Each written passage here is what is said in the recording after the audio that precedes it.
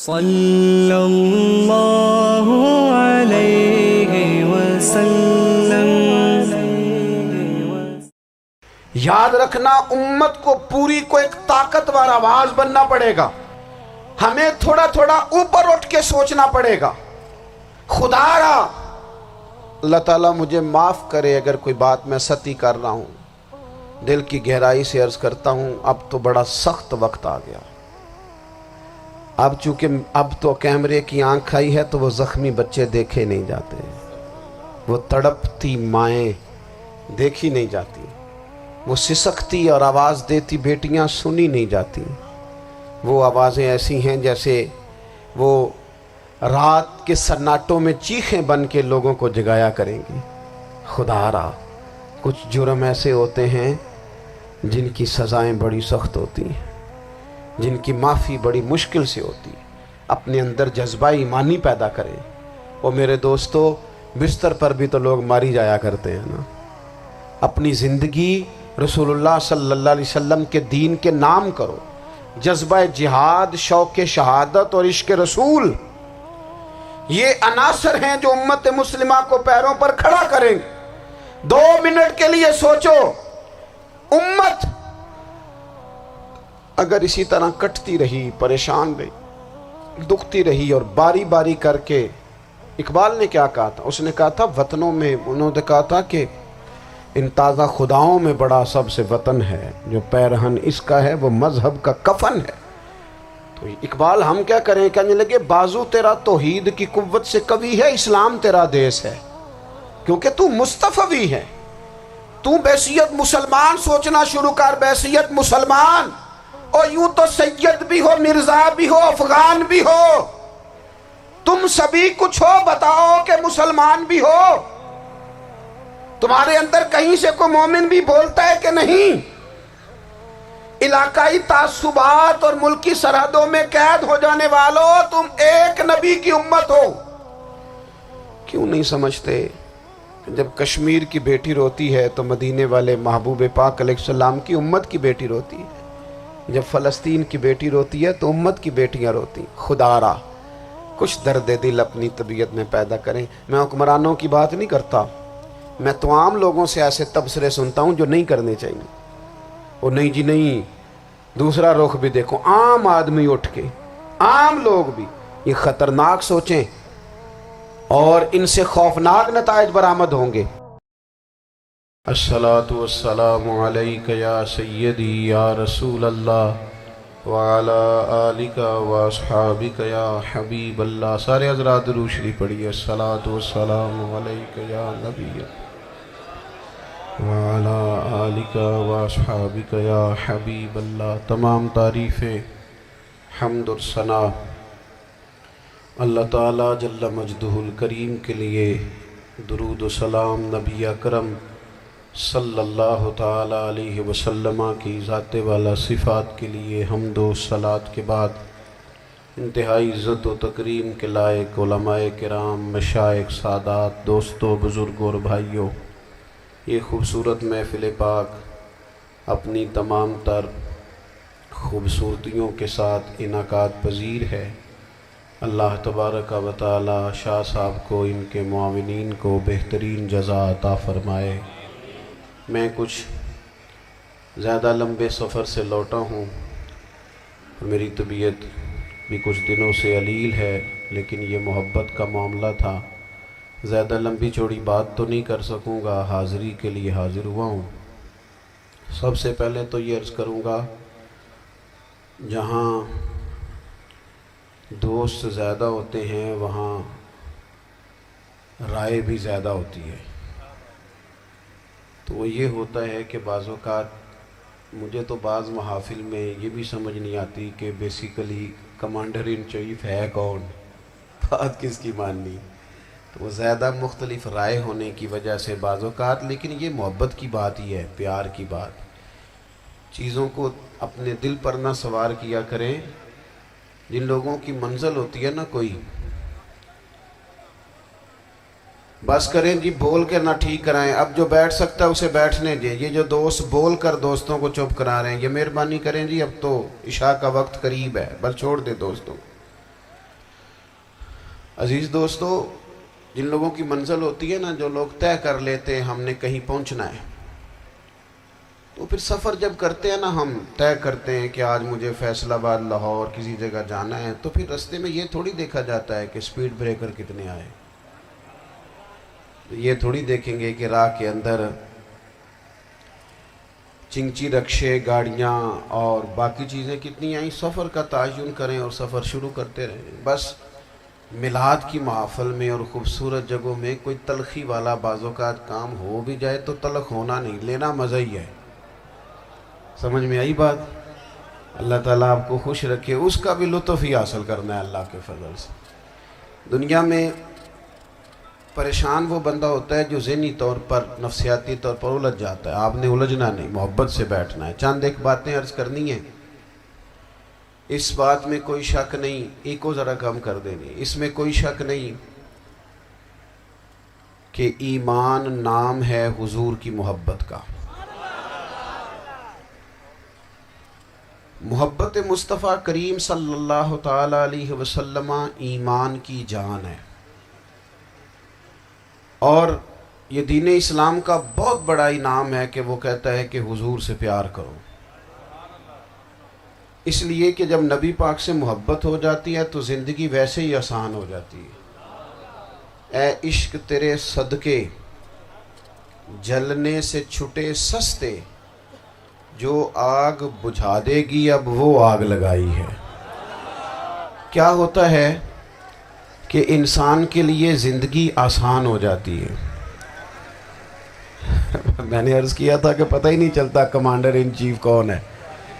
اللہ آپ کو سلامت، ٹھیک ہو گیا جی، اب آنے دیں دوستوں کو، بیٹھ جائیں جی، آپ لوگ آگے نہ ہو، پیارے بیٹے بیٹھ جاؤ جہاں جگہ نہیں، آپ اس طرح بھاگے دوڑے تو نانا، محفل میں آئیں، اس کا ادب کا خیال کریں، آپ تشریف رکھیں، بس بیٹھ جائیں جہاں جگہ مل رہی ہے۔ جو دوڑ کے آ رہے ہیں یہ اطمینان سے آئیں گے تو باوقار لگیں گے۔ اللہ آپ کو سلامت رکھے، برکت دے، ماشاءاللہ، اللہ تعالیٰ آپ کو برکات دے۔ اوہو، یہ اتنا مجمع کنٹرول نہیں ہوتا، کوئی بات نہیں، وہ انجی ہوتا ہے ہر روز تھا۔ نعرہ تکبیر، نعرہ تکبیر، نعرہ رسالت، نعرہ رسالت۔ بس جی بیٹھ جائیں، اب تشریف رکھ، جلدی سے بیٹھ جائیں جی، آپ جو کھڑے ہیں یہ غلط کر رہے ہیں، ایک سیکنڈ سے پہلے بیٹھ جائیں، فٹافٹ فٹافٹ، فیصلہ کرنے میں اتنی دیر، لو جی ماشاءاللہ ٹھیک ہو گیا۔ اب آپ توجہ، بولے نہیں جی، اب بولنا سوء ادب ہے، بولے نہیں، بڑی مہربانی، اطمینان سے بات سنیں۔ نبی پاک علیہ السلام کی جو محبت ہے نا، وہ انسان کے لیے زندگی کو آسان کر دیتی ہے۔ حضور سے پیار ہوتا ہے نا تو بندہ نفرت کرنی ویسے ہی چھوڑ دیتا ہے۔ حضور سے پیار کرتا ہے، ہرس، ہوس، لالچ ویسے ہی نکل جاتا ہے۔ جب حضور سے محبت ہو جاتی ہے، نماز پڑھنا، درگزر کرنا، درود شریف پڑھنا، قرآن پاک پڑھنا، دین کی خدمت کرنا، حتیٰ کہ جان دینا بھی آسان ہو جاتا ہے۔ نبی پاک علیہ السلام کی محبت انسان کو کبھی بھی ہیں ان تقاضوں کو سمجھنا پڑے گا۔ تازہ دم رکھتا ہے حضور کا پیار۔ شرط یہ ہے کہ محبت صحیح ہو، اصلی ہو، باطن میں ہو۔ یہ آپ کو، آپ کے ذہن کے اندر کبھی بھی کسی بدبو کو نہیں آنے دے گی، طبیعت کو تازہ دم رکھے گی، سکون میں رہے گی۔ لیکن نبی پاک علیہ السلام کی محبت کے کچھ تقاضے ہیں، ان تقاضوں کو سمجھنا پڑے گا۔ بالخصوص امت اس وقت جس جگہ پہ کھڑی ہے، آپ دیکھیں کہ اتنی بربریت اور اس جیتے جاگتے دیکھتے ماحول میں کہ جس میں ہر چیز کیمرے کی آنکھ دیکھ رہی ہے، اس میں اس قدر زیادہ اسرائیل کی جارحیت،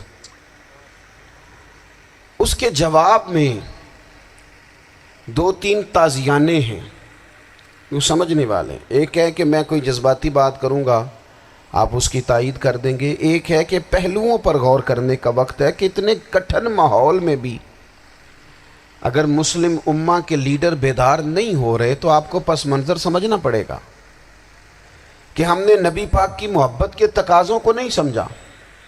حضور سے محبت ہے نا تو پھر نبی پاک کو تو سادہ طرز زندگی پسند ہے، حضور کو تو پسند نہیں ہے اللہ کے محبوب نے تو دعا مانگ کے فقیری لی اللہ تعالیٰ سے۔ آپ کو پتہ ہے جب بندہ بہت زیادہ آسانیوں میں چلا جاتا ہے، بہت زیادہ اس کے پاس سہولیات ہو جاتی ہے، اس کا مرنے کو دل نہیں کرتا۔ خود نبی پاک علیہ السلام نے فرمایا قیامت کے قریب کافر تم پر جھپٹیں گے جس طرح بھوکے لوگ کھانے پر جھپٹتے ہیں۔ حضور کیوں، ہم تھوڑے ہوں گے؟ فرمایا نہیں، تمہیں دنیا سے محبت ہو جائے گی اور موت تمہیں بری لگے گی۔ اتنے بڑے بڑے بنگلے، عالی شان محلات، کس کا چھوڑ کے مرنے کو جی چاہتا ہے معاذ اللہ۔ نبی پاک کی محبت کا تقاضا سمجھو، ایسا نہیں کہ وہاں دولت آئی نہیں۔ حضور تو فرماتے ہیں کہ اللہ نے خزانوں کی کنجیاں میرے ہاتھ میں رکھ دی ہیں، لیکن میں نے عرض کیا مالک ایک وقت روٹی دینا اور ایک وقت کا فاقہ دینا۔ کنجیاں خزانوں کی اللہ نے دی۔ جب تک آپ اپنا طرز زندگی، یہ جو بہت دنیا کا پیار ہے نا، بہت زیادہ مرنے کی ہرس، یہ بہت زیادہ جینے کی ہرس، تو اللہ تعالیٰ نے قرآن پاک میں یہودیوں کا طریقہ بیان کیا کہ وہ کبھی مرنے کی تمنا نہیں کریں گے کیونکہ جینے کی ہرس رکھتے ہیں۔ نبی پاک علیہ السلام کے غلاموں، طرز زندگی جب تک سادہ نہیں ہوتا اور جب تک یہ دنیا کے جھمیلوں سے کسی کو دولت دے کر پیچھے کر دیا جاتا ہے، کسی کو عہدہ دے کر چپ کرا دیا جاتا ہے، کسی کو اقتدار دے کر چپ کرا دیا جاتا ہے، رسول اللہ صلی اللہ علیہ وسلم کے سچے غلام،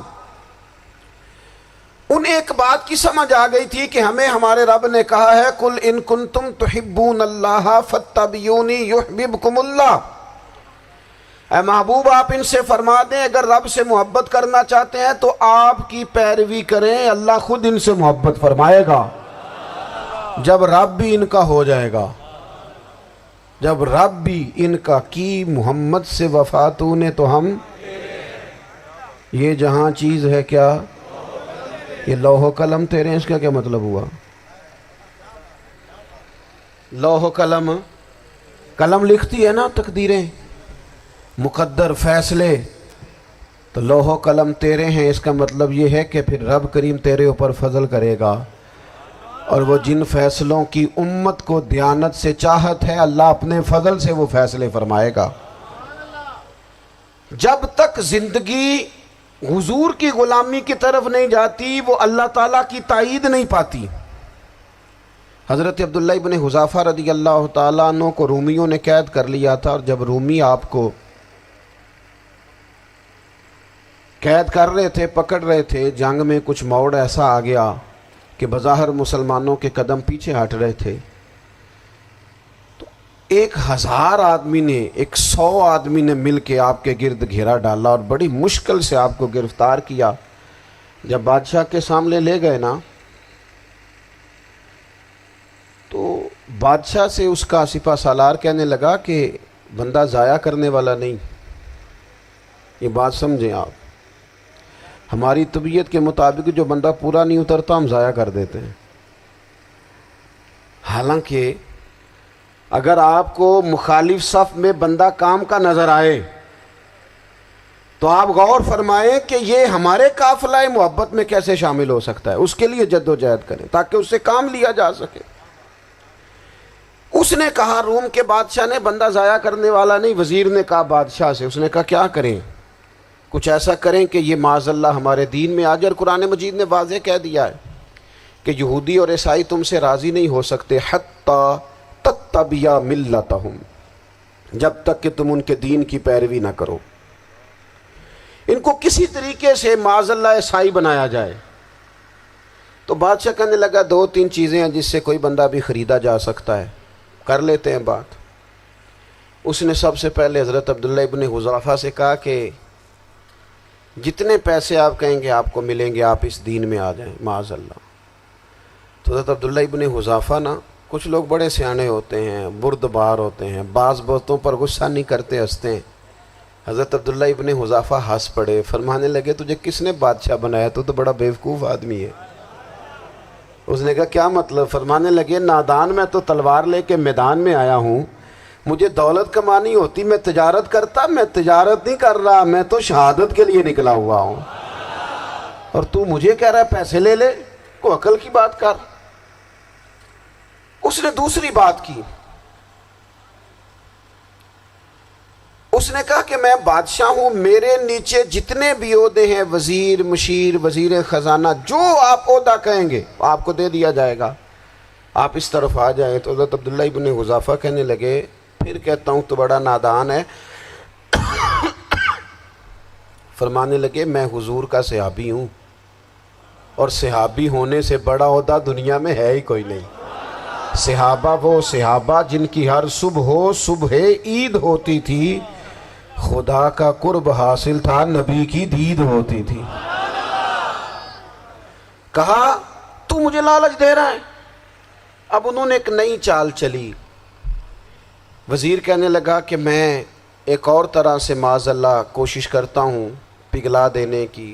آپ اندر کمرے میں قید تھے تو وہاں ایک خاتون کو بنا سنوار کر بھیج دیا گیا۔ دوستو یاد رکھنا، تگڑا اور مضبوط جوان پتہ کون ہوتا ہے؟ جس کی نظریں پوری طرح اس کے کنٹرول میں ہوں۔ یہ علامت جوانی ہے۔ جس آدمی کا پوری طرح، دو لوگ دنیا میں کبھی کوئی کارنامہ سر انجام نہیں دے سکتے، ایک جو حرام کھاتا ہو، ایک جس کی نظر ناپاک ہو۔ محمد بن قاسم جب یہاں آئے تھے نا تو ایک دن بڑے پریشان تھے، تو ایک بزرگ کہنے لگے آپ کیوں پریشان ہیں؟ کہنے لگے راجہ دہر سے مقابلہ ہے اور ہماری فوج تو سندھ کے رستے بھی نہیں جانتی، زبان بھی نہیں جانتی، لڑیں گے کیسے؟ 2-4 دن کے بعد ان بزرگوں کی دوبارہ محمد بن قاسم سے ملاقات ہوئی تو بڑے خوش تھے۔ کہا اب آپ کیوں خوش ہیں؟ کہنے لگے وہ میرا مقابلہ نہیں کر سکتا، میں نے تحقیق کر لی ہے۔ کہا کیوں؟ کہنے لگے نظر کا گندہ ہے، اور جو نظر کے گندے ہوتے ہیں وہ میدانوں میں ٹھہرا نہیں کرتے۔ میدان کے لیے نکلنے کے لیے پاک جوانی کی ضرورت ہوتی، تطہیر مزاج ہونا ضروری ہوتا ہے، پاکیزہ افکار اور سچی اور سچی ستھری سوچوں کا ہونا ضروری ہوتا ہے۔ اس لیے فرمایا کہ میرا مقابلہ نہیں کر سکتا۔ حضرت عبداللہ ابن حذافہ کمرے میں تھے تو وزیر کی بیٹی اندر سجی سنوری پہنچ گئی۔ جیسے ہی آپ نے اس کفر کی چال کو دیکھا تو تیمم کر کے نفل شروع کیے۔ وہ ساری رات بیٹھی رہی، رب کا بندہ ساری رات عبادت کرتا رہا۔ عبادت بڑا سہارا ہے، مصلی بڑا سہارا ہے اللہ کے بندوں۔ صبح دروازہ کھولا، وزیر نے اپنی بچی سے پوچھنا چاہتا تھا رزلٹ کیا نکلا، تو وہ کہنے لگی پیچھے ہٹ جا، اب تیرا میرا تعلق کوئی نہیں، میں نے نبی پاک کا کلمہ پڑھ لیا۔ اس نے کہا میں نے بھی زمانہ دیکھا ہے، پر یہ کیا لوگ ہیں، کستوری کے بنے ہوئے، سندل سے دھلے ہوئے، کہ میں ساری رات کمرے میں رہی اور 100 اور 1000 آدمی جس جوان کا مقابلہ نہ کر سکے، اتنا طاقتور جوان کمرے میں رہا اور اس نے نظر اٹھا کے نہ دیکھا۔ او کچا رنگے للاری والا جڑا چڑھدا تے لیندا رہندا ہے، اے عشق تیرے دا رنگ محمد چڑھیا پھر نہیں لیندا۔ میں کہا ایک دفعہ نظر اٹھا کے نہیں دیکھا، کمال ہو گئی۔ اتنے بڑے لوگ، اتنی بڑی سعادت مندی، فیروز بختی، معاملہ فہمی حد ہو گئی۔ اللہ اکبر۔ دوستو بادشاہ جب پوری طرح ہار گیا نا، اس نے کہا مار دو۔ تیل گرم کیا ایک کڑاہی میں، اور جب آپ کو اس میں ڈالنے لگے تو آپ کی آنکھوں میں آنسو آ گئے۔ بادشاہ کا خیال ہوا شاید نرم ہو گئے ہیں، کہنے لگا روئے کیوں؟ فرمانے لگے سوچتا ہوں جان ہی ایک ہے، کتنا مزہ ہے اس کی راہ میں جان دینے کا، کتنی لذت ہے اس کے نام پر مرنے میں، کتنا لطف ہے۔ جے تو چڑھیا اتے دار بھی نہیں تے جے تو وکیا عشق بازار بھی نہیں، تے ایڈا سستا سودا پیار بھی نہیں، تے ایڈا سستا لبدا یار بھی نہیں۔ کئی جنگل گانے پیندے نہیں، کئی دوزخ لنگنے پیندے نہیں، جے وہ اس ملوں بھی مل جاوے ایدوں سستا ہور بپار بھی نہیں۔ تے کچھ سمجھ نہ آوے لوکاں نوں وہ کادے نال شہید کرے، ڈٹھی یار دے ہاتھ تلوار بھی نہیں، پر او دا خالی جاندہ وار بھی نہیں۔ کہنے لگے ایک جان ہے نا، تو دل کرتا ہے ہزاروں ہوتی تو ایک ایک کر کے محبوب کے نام پہ قربان کرتا، جب میرے پاس ہے ہی ایک، کروں کیا؟ حضرت عبداللہ ابن حذافہ رضی اللہ تعالیٰ عنہ جب روئے اور بادشاہ نے یہ بات سنی تو بادشاہ اٹھ کے کھڑا ہو گیا، سارے وزیروں مشیروں کو کہنے لگا تم نے کہا تھا نا بندہ ضائع کرنے والا نہیں، یہ بھی ضائع کرنے والا نہیں۔ کہنے لگا میرا ماتھا چومو، تم جیسے لوگوں کو قتل نہیں کرنا چاہیے، آزاد کرنا چاہیے۔ عزیز، اپنی زندگی سے نا یہ بہت زیادہ ہرس، ہوس، طمع، اور یہ کسی بات کی بھی ہو، ہرس صرف پیسوں کی نہیں ہوتی ہے، شہرت کی بھی ہوتی ہے، یہ بیماری انسان کو اقتدار کی بھی ہوتی ہے، تعریف کی بھی بیماری ہوتی ہے، یہ سارے نقص ہوتے ہیں لوگوں کو، اور معاذ اللہ بعض جبوں کبوں کے اندر بھی ہوتے ہیں، وہاں بھی پنپتے ہیں۔ اپنی زندگی جب تک اس سادگی میں نہیں لاؤ گے جو رسول پاک نے عطا فرمائی ہے، جب لوگ آسانیوں میں پوری طرح الجھ گئے تو پھر وہ دور ہوئے اور کفر چڑھ گیا۔ دوسری بات، اللہ کے محبوب صلی اللہ تعالی علیہ وسلم کی محبت ہم سے تقاضا کرتی ہے کہ ہم اس مشن کے لیے کام کریں جس مشن کے لیے رسول پاک نے کام فرمایا ہے۔ ہم سارے کام بڑی مضبوطی سے، سوچ سمجھ کے، تدبر سے، حکمت سے، تقاضوں کو مد نظر رکھتے ہوئے کرتے ہیں سارے کام۔ دین کے کام میں ہمارا مزاج نہیں ہوتا، او ہو جائے گا جی، آپ بسم اللہ پڑھیں جی، شروع کریں جی۔ آپ تقاضوں کو سمجھیں، چیزوں کو دبائیں نہیں، چیزوں پر غور کریں۔ کسی کے ذہن کی سطح پر سوال ابھرتا ہے، اس کا تسلی بخش جواب دیں۔ اپنی زندگی میں دین کے کام کے لیے اپنے آپ کو وقف کریں، اور دین کے کام کے بہت سارے پہلو ہیں۔ ہزاروں لوگوں کو قرآن پاک ٹھیک پڑھنا نہیں آتا، ہزارہا لوگ ہیں جو قرآن مجید کے مطالب سے آگاہ نہیں ہیں، دین کی بنیادی ضروریات سے لوگ نابلد ہیں۔ میں آپ کو کس طرح یہ بات سمجھاؤں کہ ہزاروں کی تعداد میں طلاقیں اس لیے ہوتی ہیں کہ مردوں کو طلاق کے مسئلے نہیں آتے، انہیں پتہ نہیں ہے کہ مجھے حقوق زوجین کے معاملے میں کیسے چلنا۔ ڈھیر سارے گھروں میں تباہی اس لیے ہے کہ تربیت اولاد کا دینی منہج ہمیں نہیں پتا۔ اپنا حصہ ملائیں دین کے کام میں۔ ایک آدمی کو اگر تو نمازی کرنے میں کامیاب ہو گیا، تیری زندگی بدل گئی۔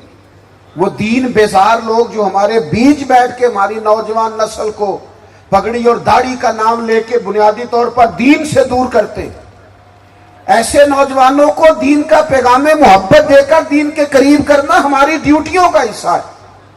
ہمیں ذمہ داری کا احساس کرنا پڑے گا، ہمیں یہ خاص قدم اٹھانا پڑے گا، توجہ دینی پڑے گی۔ مساجد، مدارس، میں آپ سے عرض کروں، اتنی ڈٹ کے مخالفت ہوتی ہے نا مدرسوں کی، اتنی ڈٹ کے۔ میں ادارہ چلاتا ہوں، اس کے چلانے میں جو مشکلات ہیں وہ تو ہم بتا نہیں سکتے آپ کو، اس لیے کہ میری قوم، میرا اس قوم سے تعلق ہے جو نعت خواں امیر کرنا چاہتی ہے، مدرسے نہیں، ہاں نقیب خطیب پیدا کرنا چاہتی ہے، شعر و شاعری کی زندگی کو پروان چڑھانا چاہتی ہے۔ فقط ہمارا ان لوگوں سے تعلق ہے جو لاکھوں کروڑوں روپیہ محافل پہ لگائیں گے، اور قاری صاحب بیچارے اگر مسجد کا کوئی ہونے والا کام کسی وقت بتا دیں گے تو وہ بڑی مشکل آ جائے گی ان کے لیے۔ یہ کیسے ہو سکتا ہے، آپ نے یہ ڈیوٹی بتا دی؟ مدارس، اور جتنا اہم رول دین کو پھیلانے میں مدارس اسلامیہ کا ہے، اتنی زبردست، لوگوں کا خیال ہوتا ہے میری طرح کے لوگ شاید کام کرتے ہیں، ڈیوٹی کرتے ہیں۔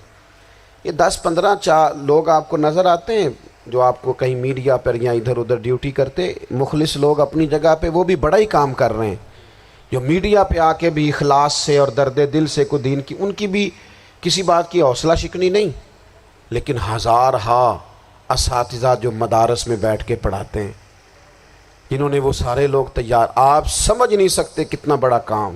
حفظ کا استاد جو ہوتا ہے نا، اس کی ڈیوٹی 24 گھنٹے ہوتی ہے، فجر سے پہلے، اور اس نے بچوں کو اٹھانا ہے۔ تنخواہ تو ہم انہیں دینا نہیں نہ چاہتے جی، تنخواہ نہیں دئی دی انہوں نے، ہمیں مولوی امیر نہ ہو جانا، مولوی نو تے سوٹ بھی 27ویں والی رات دے ہے تاکہ کدھر سوان کے عید والے دن پا نہ لوے، چونکہ 27ویں تو بات تے درزی پھڑتا ہی کوئی نہیں، کیوں حضرت ایسے ہی ہے نا، اس وقت تو نہیں نہ لیتا. تو ہم چاہتے ہیں مولوی ہماری مرضی کے ہماری طرح کا سوٹ نہ پہن لے.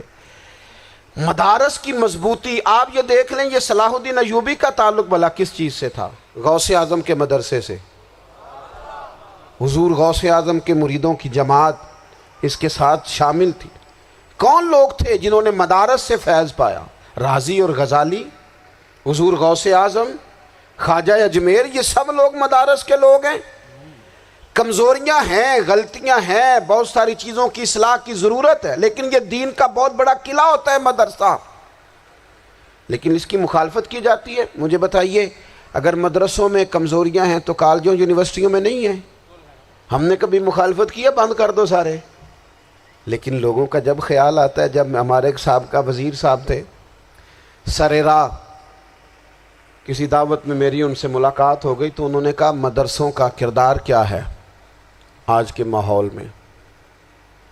میں نے انہیں کہا کہ مختلف کورسز آپ کراتے ہیں نا، تو اس کے لیے پھر مختلف ویکنسیز ہوتی ہیں. جہاں بچوں کو مدرسے کا کورس کرایا جاتا ہے تو استاد بننا ہوتا ہے، اس نے خطیب بننا ہوتا ہے، مسجد کی ڈیوٹی کرنی ہوتی ہے. میں نے کہا بالکل کوئی حکومت سرپرستی نہیں کرتی، لیکن اللہ کا فضل ہے. کبھی آپ نے کوئی مسجد سنی ہے جس میں جمعے والے دن مولوی نہ ملا ہو جمعہ پڑھانے کے لیے؟ کبھی آپ کو رمضان میں ایسی مسجد ملی ہے جس میں قرآن مجید سنانے کے لیے حافظ نہ ملا ہو؟ یہ ہو سکتا ہے کسی حافظ کو مسجد نہ ملے.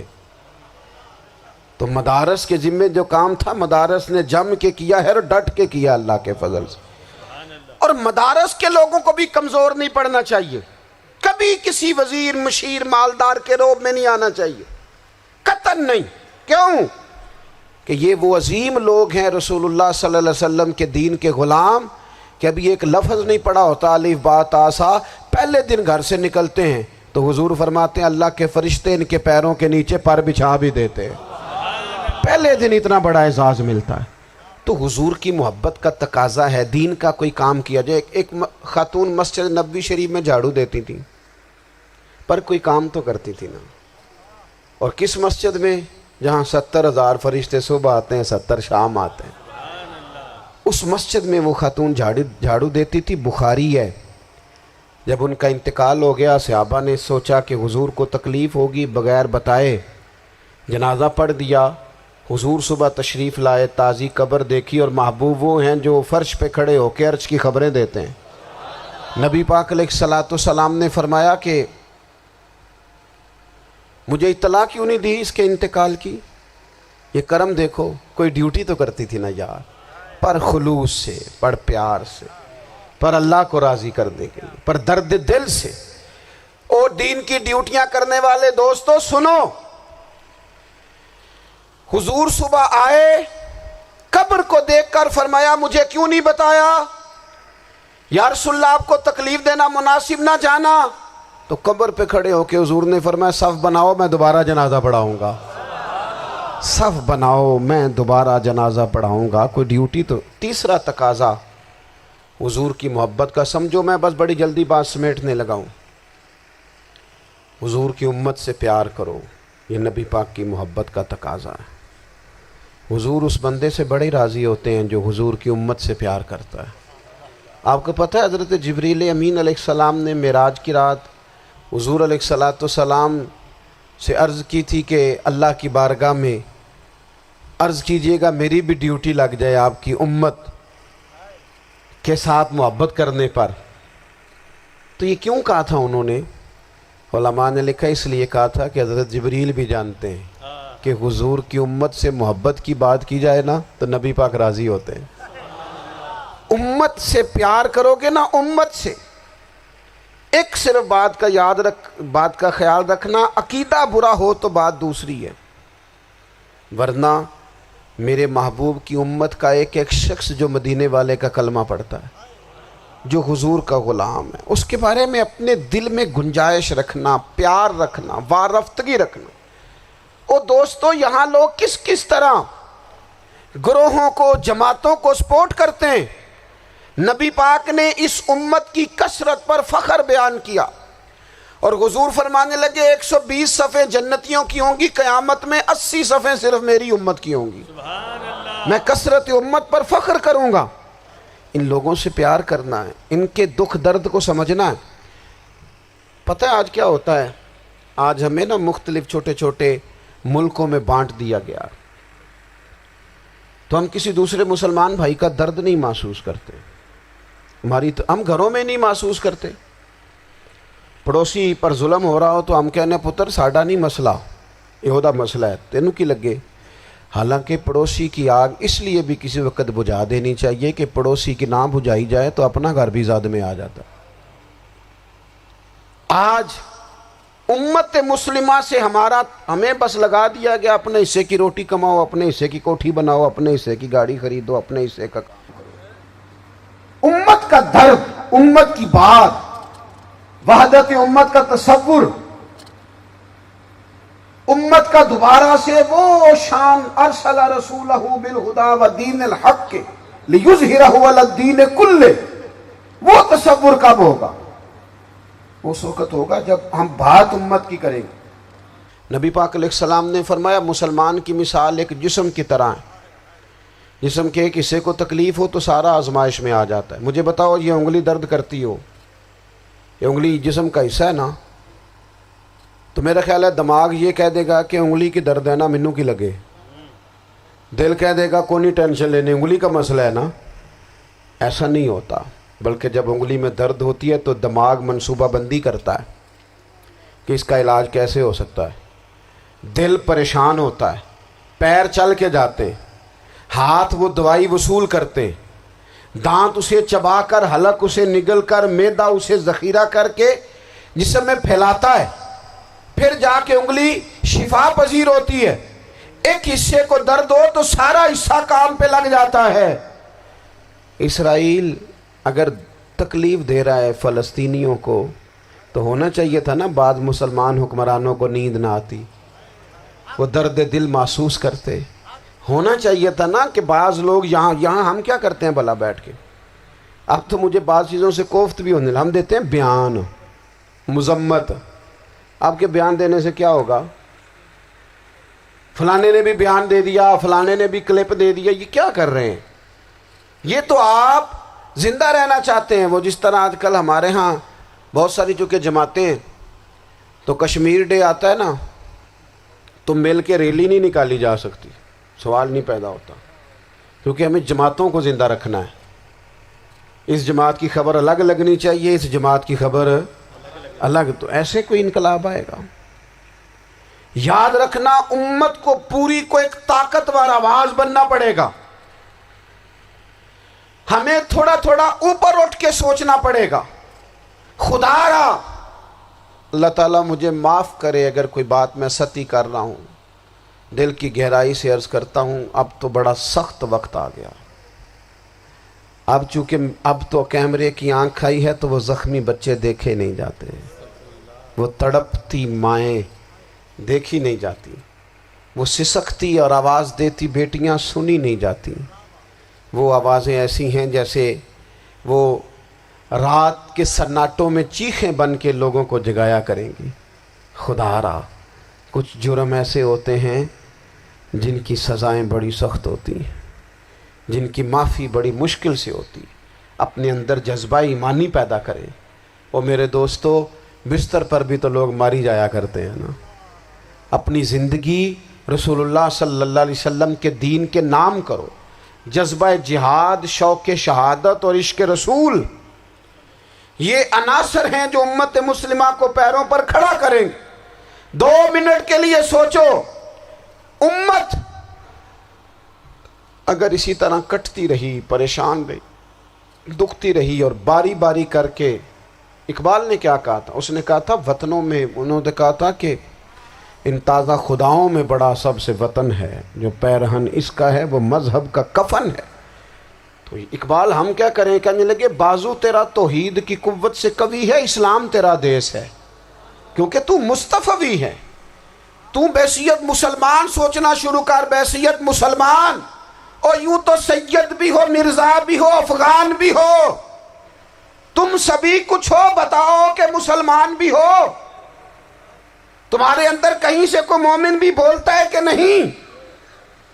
علاقائی تعصبات اور ملکی سرحدوں میں قید ہو جانے والوں، تم ایک نبی کی امت ہو۔ کیوں نہیں سمجھتے کہ جب کشمیر کی بیٹی روتی ہے تو مدینے والے محبوب پاک علیہ السلام کی امت کی بیٹی روتی ہے، جب فلسطین کی بیٹی روتی ہے تو امت کی بیٹیاں روتی ہیں۔ خدا را کچھ درد دل اپنی طبیعت میں پیدا کریں۔ میں حکمرانوں کی بات نہیں کرتا، میں تو عام لوگوں سے ایسے تبصرے سنتا ہوں جو نہیں کرنے چاہیے۔ وہ نہیں جی نہیں، دوسرا رخ بھی دیکھو، عام آدمی اٹھ کے، عام لوگ بھی یہ خطرناک سوچیں اور ان سے خوفناک نتائج برآمد ہوں گے۔ تو 3 باتیں میں نے آپ کی خدمت میں عرض کی ہیں۔ ایک تو کوشش کریں اپنی زندگی کے اندر کہ زندگی کو سادہ کریں، پیسہ ضرور کمائیں لیکن پیسے سے پیار نہ کرو، پیار تو مدینے والے رسول سے کرنا۔ دولتیں، ہرس، ہوس، طمع، ان سے باہر آؤ۔ اور دوسری گزارش آپ کی خدمت میں یہ عرض کی ہے، کچھ نہ کچھ دین کا کام، اور اس میں بھی شہرتوں سے بچتے ہوئے، تصویروں سے بچتے ہوئے۔ میں ہر محفل میں شاید کہتا ہوں میری فوٹو آ رہی ہے اور لائیو آ رہا ہے اور فلاں ہو رہا ہے، لیکن اس محفل کا خوبصورت انسان وہ ہے جو سب سے پیچھے بیٹھا ہے، وہ کسی فوٹو کے لیے نہیں آیا۔ اور میں ڈھیر سارے لوگ دیکھ رہا ہوں، یہ جو آگے بیٹھ جاتے ہیں بعض اوقات 5، 7، 10 لوگ، یہ بڑی تصویر سازی کرتے ہیں، لیکن جو پیچھے بیٹھے ہوتے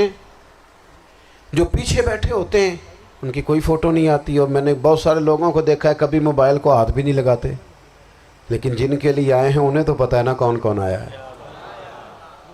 اور کچھ دین کے لیے کریں۔ اور تیسری گزارش آپ کی خدمت میں یہ ہے کہ امت بن کر بھی ضرور سوچیں اور امت کے دکھوں کا مداوع بھی کریں اور امت مسلمہ کا درد بھی اپنے سینے میں ضرور محسوس کریں۔ اللہ تعالی ہماری اس بزم کو جی ایک بات اور سن لیں جی، نبی پاک علیہ السلام نے ارشاد فرمایا، لائیں جی، حضور سید عالم علیہ السلام نے ارشاد فرمایا کہ جب تک بندہ اللہ کے بندوں کی مدد میں رہتا ہے نا، اللہ بھی اس کی مدد کرتا رہتا ہے۔ یعنی اگر آپ امت کے لیے سوچتے ہیں، کوئی امت کے لیے فکر پیدا کرتے ہیں، کچھ امت کی سوچیں لاتے ہیں تو اللہ بھی مدد فرمائے گا۔ اور یہ بات اچھی طرح یاد رکھیں، جب بھی بندہ کوئی ایسا کام کرتا ہے نا جو خالص اللہ کی رضا کے لیے ہو تو رب کی مدد ضرور آتی ہے۔ وَلَقَدْ نَصَرَكُمُ اللَّهُ بِبَدْرٍ وَأَنْتُمْ أَذِلَّةٌ۔ تو یہ کام کریں گے تو اللہ کی مدد بھی آئے گی۔ اللہ توفیق عطا فرمائے۔ وَمَا عَلَيْنَا إِلَّا الْبَلَاغُ۔ مرشد دے عشق تصور وچ ایک ہور نظارہ ویکھ لیا، جدوں دل کیتا اکھ میٹ لئی، محبوب پیارا ویکھ لیا۔ بڑا شوق سی رب ارنی دا، ایک چلک نہ موسیٰ سہ سکیا، اسی ہتھاں دے وچ ہتھ دے کے سورے دا سارا ویکھ لیا۔ اج سامنے بیٹھ کے مرشد دے